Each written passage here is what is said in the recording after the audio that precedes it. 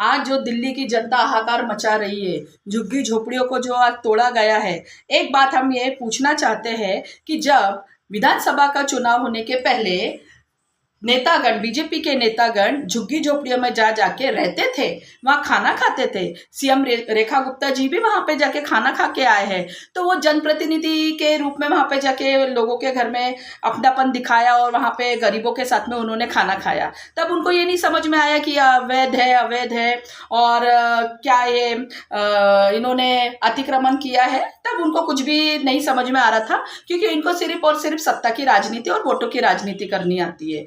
अभी एक बात बताइए कि जब आपके घर उजड़ गए हैं और आपके पास खाने के लिए भी नहीं है, तो आप एक दिन तो जाइए और रेखा गुप्ता जी के अभी अपना आप भी जनता है, उनके यहाँ एक दिन जाइए, वो उनको बोलिए हमको भी वेलकम कीजिए, हमको भी एक दिन रहने दीजिए, हमको भी एक दिन आप अपने यहाँ पे खाना खिलाइए। अरे नहीं दोपहर का तो रात का खाना खिलाइए। आप देखिए उनके पास तो इतना पैसा है, वो तो पूरी दिल्ली की जनता को खाना खिला सकते हैं। और दूसरी एक बात मुझे ये कहना है कि रेखा गुप्ता जी, आपने ना सिर्फ झुग्गियों को नहीं तोड़ा है, आपने महिलाओं को, बच्चों को रास्ते पे लाके उनके आत्मसम्मान को भी ठेस पहुंचाया है। और एक बात हम ये कहना चाहेंगे कि जिस तरह लोगों के हृदय से, बीजेपी के नेता गणों के हृदय से मानवता के लिए आज पूरा जो उनके मन में थोड़ी भी संभावना, फीलिंग्स नहीं है कि हम कैसे जनता के दुखों को देखकर उनके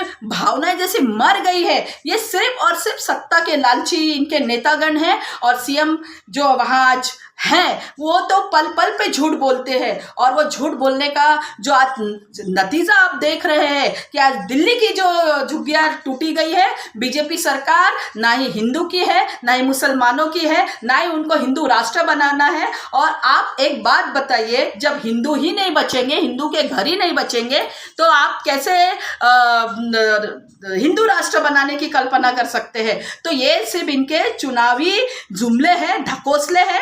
ना इनको हिंदू से लेना देना है, ना इनको मुस्लिम से लेना देना है, ना इनको दलित से लेना देना है। इनको सिर्फ अपने सत्ता से लेना देना है। और आज देश से एक ही हम अपील करना चाहेंगे कि ये जाति धर्म की राजनीति छोड़िए, अपने घर बचाइए, अपने आशियाने बचाइए। आप जो गरीब इंसान, हम जो एक पाई पाई करके हम जो अपना एक छोटा सा घर बनाते हैं, एक महिला उसमें इतना सुंदर अपने छोटे से घर को सजाती है, आज वो अपने आंखों के सामने अपने आशियाने को, अपने स्वर्ग जैसे घर को उजड़ते देखती है। इससे ज्यादा तो तकलीफ वाली बात ऐसा है कि वो देखने से पहले महिला को ऐसा लगता है मन में कि हम उसके पहले मर जाए। आज वहां की महिलाएं बोलती हमें जहर दे दीजिए, हम मर जाना पसंद करेंगे।